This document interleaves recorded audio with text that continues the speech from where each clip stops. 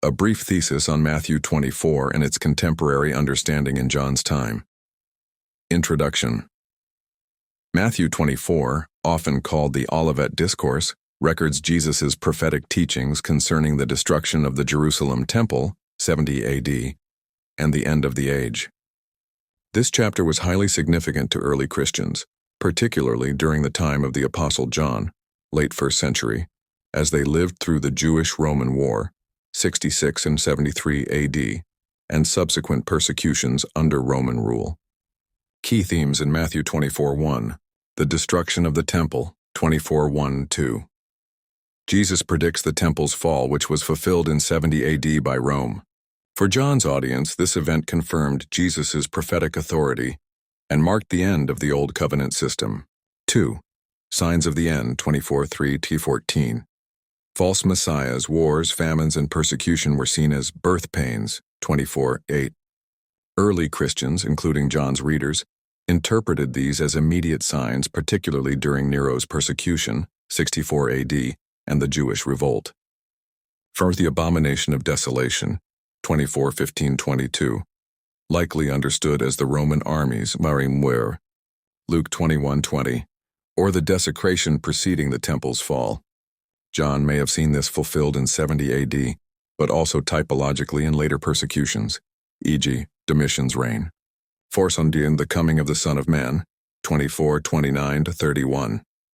Some early Christians expected an imminent parousia, or Ndesimbarar 13:18, Reverend 1:7.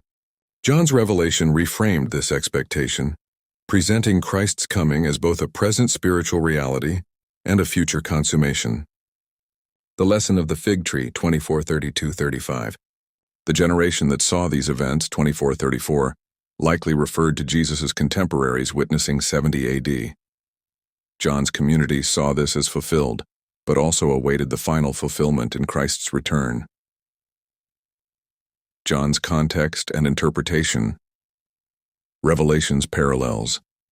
John's Apocalypse, written c. 90-95 AD, echoes Matthew 24, wars, false prophets, cosmic signs, Reverend 6-11, but expands the eschatological vision to include Rome, Babylon, and Christ's ultimate victory.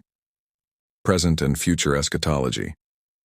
John's audience faced ongoing tribulation, Reverend 2-3, seeing Matthew 24's warnings as both historical, 70 AD, and ongoing until Christ's return. Conclusion. For John and his contemporaries, Matthew 24 was a dynamic prophecy. Historically fulfilled in Goyibwerd in the temple's destruction. Existentially relevant in ongoing persecution. Eschatologically open to Christ's final return. Thus early Christians read Matthew 24 as both a warning of imminent judgment and a promise of ultimate redemption, a perspective that shaped John's apocalyptic vision in Revelation.